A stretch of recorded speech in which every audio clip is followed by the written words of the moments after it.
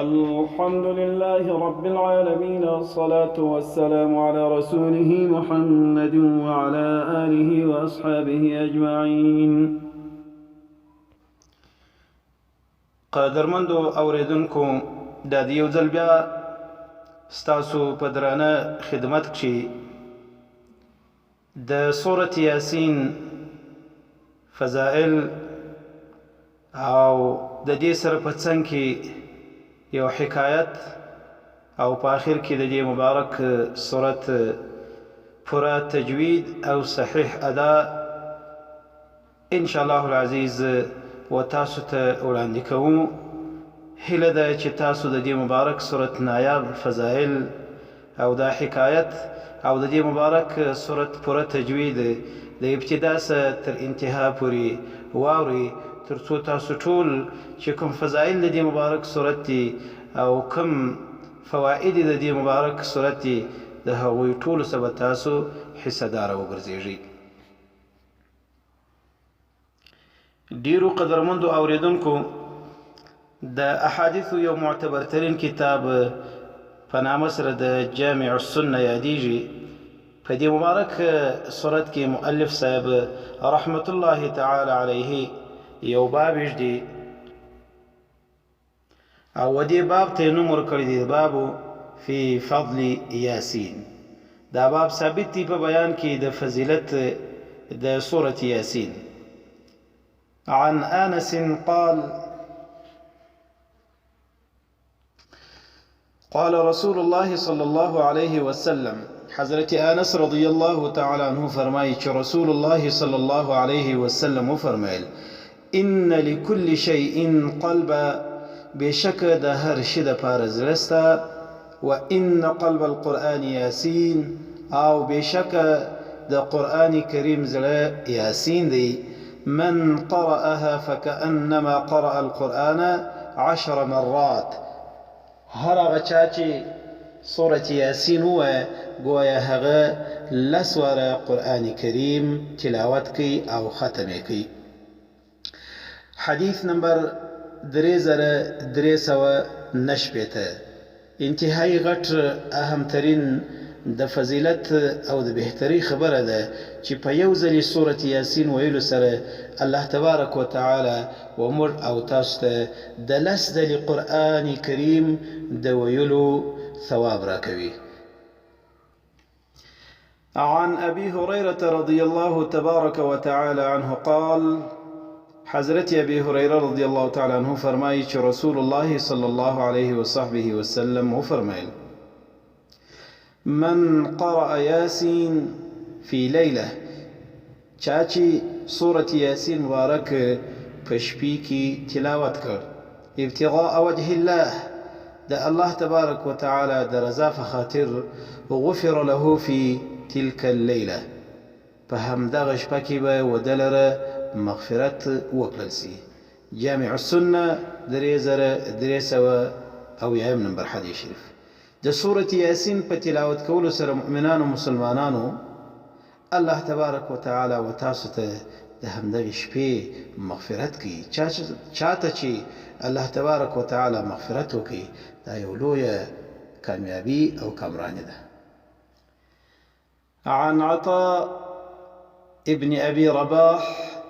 حضرت عطاء ابن ابي رباح واي بلغني ان رسول الله صلى الله عليه وسلم قال، وما تذا خبر دا حدیث شریف وما ترى رسیدلی چې د الله رسول صلى الله عليه وسلم فرمایل من قرأ یاسین فی صدر النهار، چا چې سورة یاسین د ورځې په اوله حصه کې تلاوت کړ قضیت حوائجه، د ده حوائج به د دې ورځې ټول الله تبارک وتعالی ورپوره کړي. 3301 نمبر حدیث شریف جامع السنه. چې د قرآن کریم د دې مبارک سورت چې سورة یاسین دی چې په یو ځلې تلاوت کولو سره د ورځې په سر کې د ټولې ورځې مشکلات الله تبارک وتعالی زموږ او ستاسو را حل کوي نو باید د دې مبارک سورت د تلاوت څخه هیڅکله هم موږ غفلت ونه کړو. باید د ورځې په اول کې او د شپې په اول کې د الله د رضا په خاطر باندې ووایو. تمام مقاصد د ورځې او د شپې به الله موږ تاسو ته راکړي. قال ابن عباس رضي الله تبارك وتعالى عنهما، حضرت عبد الله بن عباس رضي الله تعالى عنهما فرمائي: من قرأ ياسين حين يصبح اعطي يسر يومه حتى يمسي. چاچی د سهار په وخت کې سورة یاسین قراءت وکړ او تلاوت یې کړ، د همدغې ورځې اسانتیا او خوشحالي به تر ماښامه پورې الله تبارک وتعالی ودله راورکړي. ومن قرأها في صدر ليله اعطي يسر ليلته حتى يصبح. او چا چې د شپې په اول کې سورة یاسین مبارک تلاوت کړ او وی وایه، الله جل جلاله به د همدغې شپې اسانتیا او خوشحالي تر څو چې سحر کیږي دا به الله ودله راورکړي. محترمینو، څوک غواړي چې د ورځې اسانتیا او د دې ټولې ورځې خوشحالي او د ټولې شپې اسانتیا او د ټولې شپې خوشحالي الله تبارک وتعالی و تاسو لره درکړي، نو هغه دې همدغه مبارک سورة یاسین همیشه تلاوت کوي او د دې تلاوت نه هیروي. اما تاسو د دې تلاوت په صحیح ادا سره، په صحیح تجوید سره او په صحیح حروف سره او په ښه وقف سره دا تاسو واورئ. موږ ستاسو دپاره تلاوت کړی دی په همدغه ترتیب او طریقه، یو رکوع یو مبین زده کړئ. الله تبارک وتعالی سه دغه ټول فضائل او دغه ټولې بهتریانې د الله جل جلاله څخه وغواړئ. الله تبارک وتعالی به ټول ستاسو د ورځې او د شپې کارونه او مقاصد او خوشحالیانې او مغفرتونه به تاسو لره وکړي. د سورة یاسین مبارک په اړه و تاسو ته یو مختصر حکایت وړاندې کوم. په فضایلو کې د سورة یاسین مبارک حضرت شیخ صاحب مبارک چې زموږ استاد دی هغه داسې وفرمایل چې یو وخت یو عالم و، هغه ناجوړی و، د ساتنګۍ او د سینهګرۍ تکلیف یې درلود. نو یو وخت د همدغه ساتنګۍ له کبله په ده باندې بېهوشتیا راغله. هغه بېهوشتیا ډېره اوږده سول. شاګردانو دا فکر وکړ چې حضرت شیخ صاحب د دنیا څخه رحلت کړی دی. نو بیا د هغه مراسم د غسل یې ترسره کړل او بیا یې هغه لره کفن ورکړ او بیا یې د هغه د تدفین مراسم برابر کړل، حتی چې تر قبره پورې ورساوه او په لحد کې کښېښوی او ولحد ته هغه تختې کښېښولې او خاورې ور واړولې او پر قبر باندې دعا وکړل. دا چې دغه شاګردان او قریبان د حضرت شیخ صاحب د قبر څخه ولاړل، یو وخت الله تبارک وتعالی حضرت شیخ صاحب په قبر کې چې دی پروت دی هغه بېهوشتیا ځینې پورته کړل. دی خو وفات سوی نه و. بیا دی په هوش کې راغلی چې ګوري قبر جوړ دی، په قبر کې پروت دی. د قبر دهشت او وحشت او هغه خوف په ده باندې طاری سو، راغلی ډېر وارخطا سو. لیکن چونکې دی عالم و، ژر تر ژره ودې ته فهم راغلی چې سورة یاسین مبارک په باره کې د الله رسول صلی الله علیه وصحبه وسلم فرمایي چا چې سورة یاسین ووایه د هغه حوایج به الله ورلره پوره کړي. سورة یاسین مبارک تلاوت یې شروع کړ، نه دېرش ځلې سورة یاسین مبارک دی فرمایي چې ما تلاوت کړ، څلوېښتم وار چې ما کاته ما چې تلاوت کوئ د سورة یاسین مبارک نه دېرش ځلې مې په لوړ اواز باندې تلاوت کړ، څلوېښتم وار چې ما شروع کړ زما پر قبر باندې ټکهاری شروع سو، د قبر څخه خاورې اړول کېږي. ما هغه مبارک صورت آهسته آهسته تلاوت کوه تر څو چې د څلوېښتم ځلې د سورة یاسین آخرني آیاتونو ته راورسېدم. أوليس الذي خلق السماوات والأرض بقادر على أن يخلق مثلهم بلى وهو الخلاق العليم إنما أمره إذا أراد شيئا أن يقول له كن فيكون فسبحان الذي بيده ملكوت كل شيء وإليه ترجعون. دا زي چې مپرکل هغه د قبر تخته هغه پورته کړل سول چې کته مې هغه کفنکشو. الله تبارک وتعالى د هغه کفنکش په ذریعه باندې زر اخلاص کړم زه چې راغلم و خپل کورنۍ لره په کورنۍ کې زما لپاره هغه د تعزیه او د فاتحه مراسم شروع. مؤلفین او مؤرخین علماء کرام لیکي همدغه عالم چې هغه د تفسیر حسینی مؤلف او مصنف د هغه څخه وروسته بیا دی راولاړ سو دغه تفسیر حسینی چې ډیر مبارک تفسیر دی دا بیا د وپای ته ورسوه او د تالیف او تصنیف بشپړ کړ. او همدغه حکایت یو بل کتاب په فضایلو کې د سورۃ یاسین هغه داسې نقل کوي چې همدغه عالم چې دغه د ساتنګۍ او د سږو او د سینګرۍ تکلیف درلود یو وخت په د باندې بېهوشي راغله د شاګردانو اقرباو د هغه مراسم د غسل او د کفن ور تیار کړل حتی چې تر تدفین پورې ورسېدل. قبر ته یوړی او په لحد کې کښېښوي او تختې ورته کښېښولې د قبر خاورې ور واړولې او پر قبر باندې دعا وسول. دوی ځینې راغلل دا چې ګوري وخت حضرت شیخ صاحب په خپل قبر کې هغه بېهوشتیا د ده څخه پورته سول. دی په هوش کې راغل چې ویې کتل دی په قبر کې پروت دی. حیران پاتې سو چې اوس به د نجات لاره څه وي. یکدمې سورۃ یاسین مبارک په یاد ورغلی او سورۃ یاسین مبارک تلاوت یې شروع کړ او بیا دا په زور आवाज وکړ چې ای انسانانو ای خلکو زه ژوندی یم تاسو زه ژوندی دفن کړی یم ما در وباسئ. وایي د دغه حضرت شیخ صاحب د قبر وڅنګ ته چې کم همسایه قبر والا و هغه ورته راغږ کړ چې د قبر والا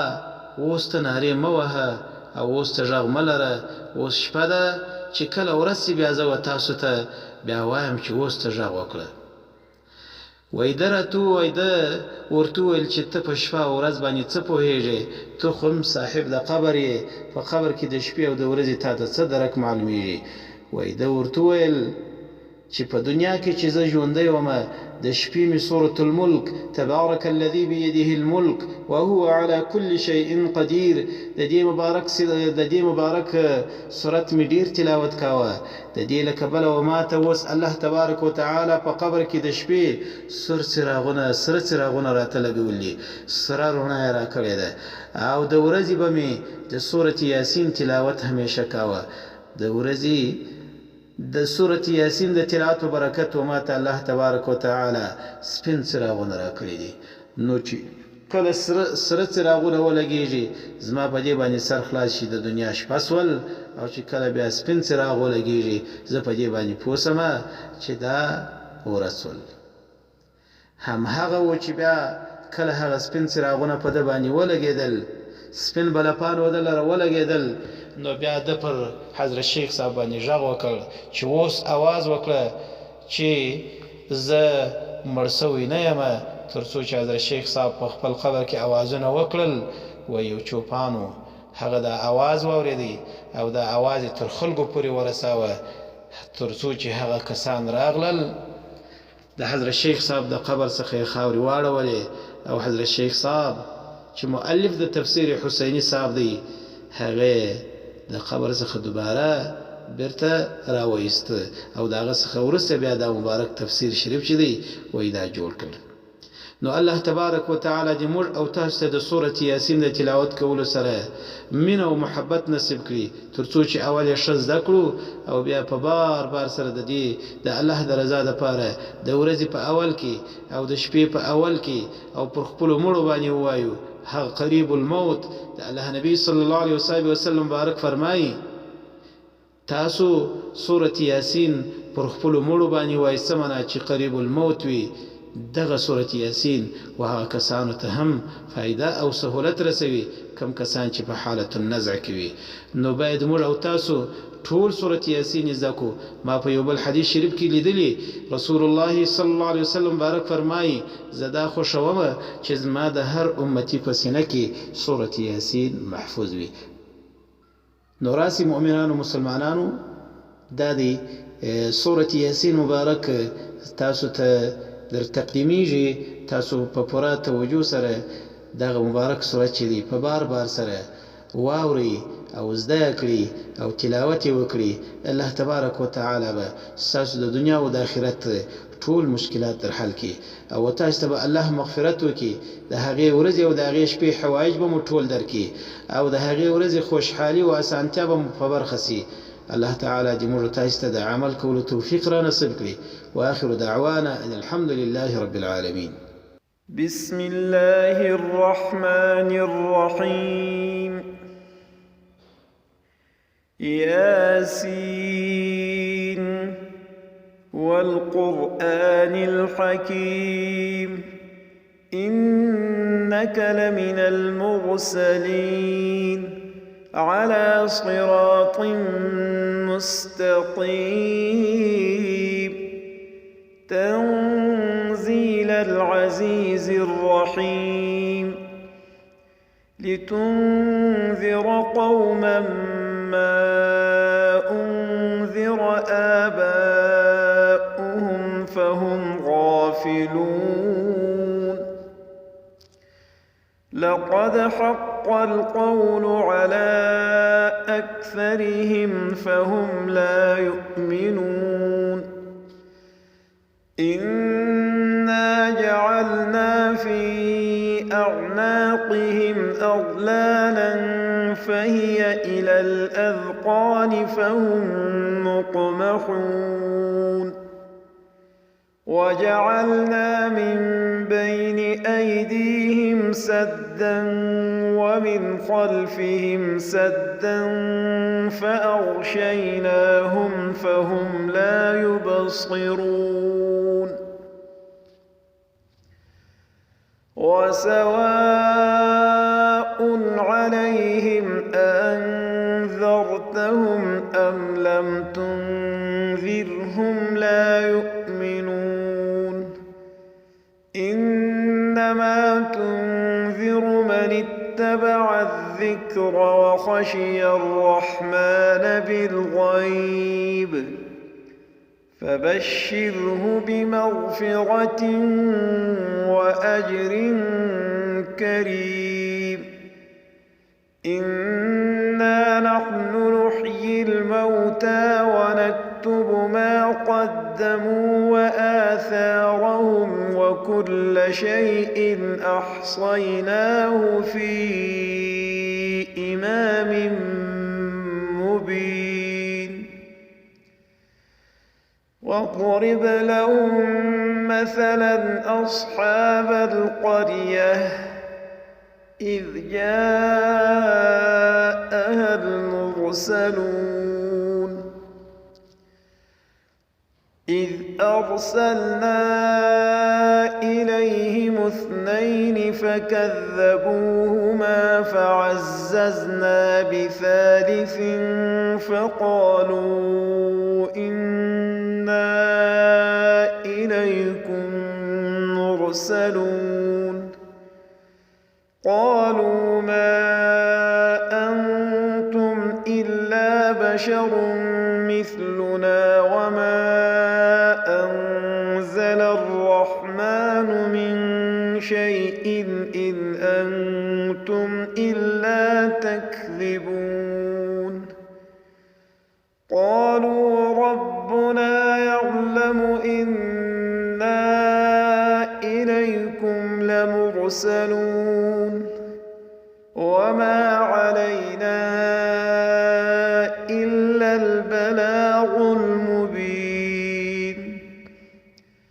قالوا إنا تطيرنا بكم لئن لم تنتهوا لنرجمنكم يمسنكم منا عذاب أليم قالوا طائركم معكم أئن ذكرتم بل أنتم قوم مسرفون وجاء من أقصى المدينة رجل يسعى قال يا قوم اتبعوا المرسلين اتبعوا من لا يسألكم أجرا وهم مهتدون وما لي لا أعبد الذي فطرني وإليه ترجعون أأتخذ من دونه آلهة إن يردني الرحمن بضر لا تغن عني شفاعتهم شيئا ولا ينقذون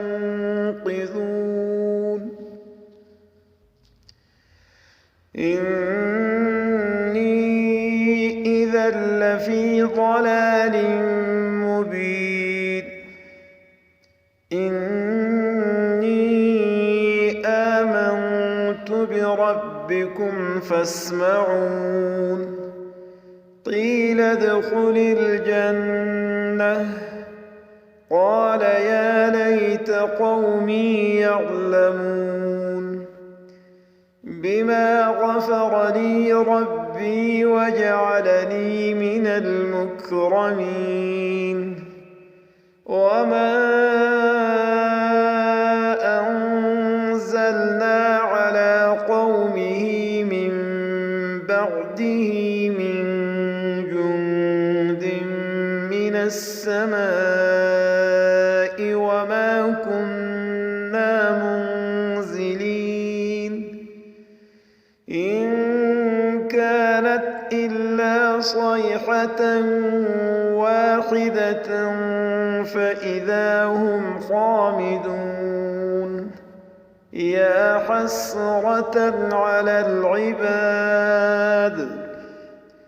ما يأتيهم من رسول إلا كانوا به يستهزئون ألم يروا كم أهلكنا قبلهم من القرون أنهم إليهم لا يرجعون وإن كل لما جميع لدينا محضرون وآية لهم الأرض الميتة أحييناها وأخرجنا منها حبا فمنه يأكلون وجعلنا فيها جنات من نخيل وأعناب وفجرنا فيها من العيون ليأكلوا من ثمره وما عملته أيديهم أفلا يشكرون سبحان الذي خلق الأزواج كلها مما تنبت الأرض ومن أنفسهم ومما لا يعلمون وآية لهم الليل نسلخ منه النهار فإذا هم مظلمون والشمس تجري لمستقر لها ذلك تقدير العزيز العليم والقمر قدرناه منازل حتى حتى عاد كالعرجون القديم لا الشمس ينبغي لها أن تدرك القمر ولا الليل سابق النهار وكل في فلك يسبحون وآية لهم أنا حملنا ذريتهم في الفلك المشحون وخلقنا لهم من مثله ما يركبون وإن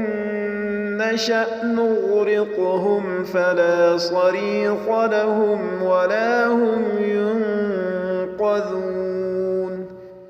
إلا رحمة منا ومتاعا إلى حين وإذا قيل لهم اتقوا ما بين أيديكم وما خلفكم لعلكم ترحمون وما تأتيهم من آية من آيات ربهم إلا كانوا عنها معرضين وإذا قيل لهم أنفقوا مما رزقكم الله قال الذين كفروا للذين آمنوا أنطعم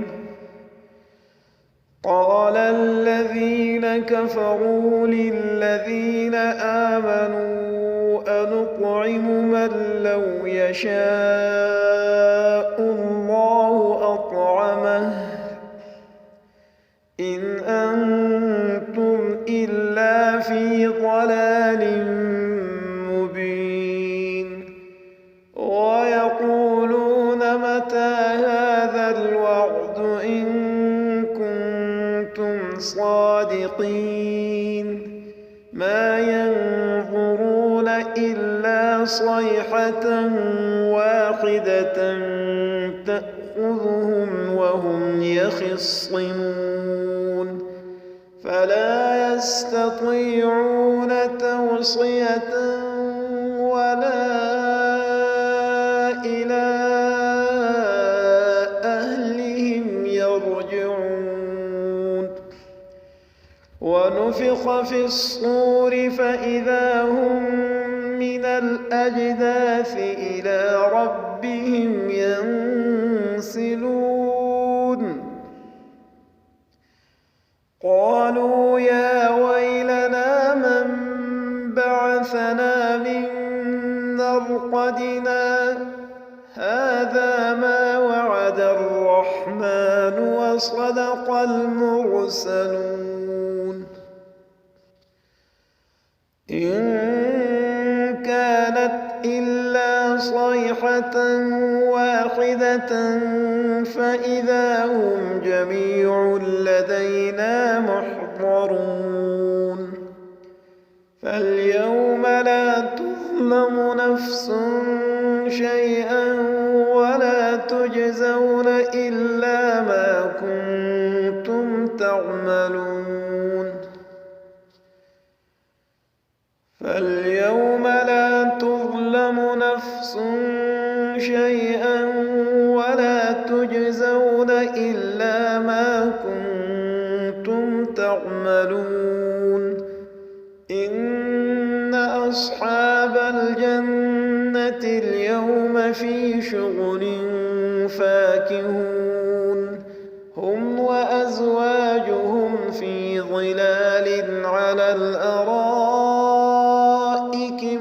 متكئون لهم فيها فاكهة ولهم ما يدعون سلام قولا من رب رحيم وامتازوا اليوم أيها المجرمون ألم أعهد إليكم يا بني آدم ألا تعبدوا الشيطان إنه لكم عدو مبين وأن اعبدوني هذا صراط مستقيم ولقد أضل منكم جبلا كثيرا أفلم تكونوا تعقلون هذه جهنم التي كنتم توعدون اصلوها اليوم بما كنتم تكفرون اليوم نختم على أفواههم وتكلمنا أيديهم وتشهد أرجلهم بما كانوا يكسبون ولو نشاء لطمسنا على أعينهم فاستبقوا الصراط فأنى يبصرون ولو نشاء لمسخناهم على مكانتهم فما استطاعوا مضيا ولا يرجعون ومن نعمره ننكسه في الخلق أفلا يعقلون وما علمناه الشعر وما ينبغي له إن هو إلا ذكر وقرآن مبين لينذر من كان حيا ويحق القول على الكافرين أولم يروا أنا خلقنا لهم مما عملت أيدينا أنعاما فهم لها مالكون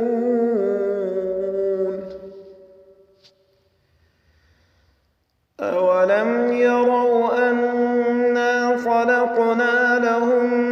مما عملت أيدينا أنعاما فهم لها مالكون وذللناها لهم فمنها ركوبهم ومنها يأكلون ولهم فيها منافع ومشارب أفلا يشكرون واتخذوا من دون الله آلهة لعلهم ينصرون لا يستطيعون نصرهم وهم لهم جند محضرون فلا يحزنك قولهم إنا نعلم ما يسرون وما يعلنون أولم ير الإنسان أنا خلقناه من نطفة فإذا هو خصيم مبين وضرب لنا مثلا ونسي خلقه قال من يحيي العظام وهي رميم قل يحييها الذي أنشأها أول مرة وهو بكل خلق عليم الذي جعل لكم من الشجر الأخضر نارا فإذا أنتم منه توقدون أوليس الذي خلق السماوات والأرض بقادر على مثلهم بلى وهو الخلاق العليم إنما أمره إذا أراد شيئا أن يقول له كن فيكون فسبحان الذي بيده ملكوت كل شيء وإليه ترجعون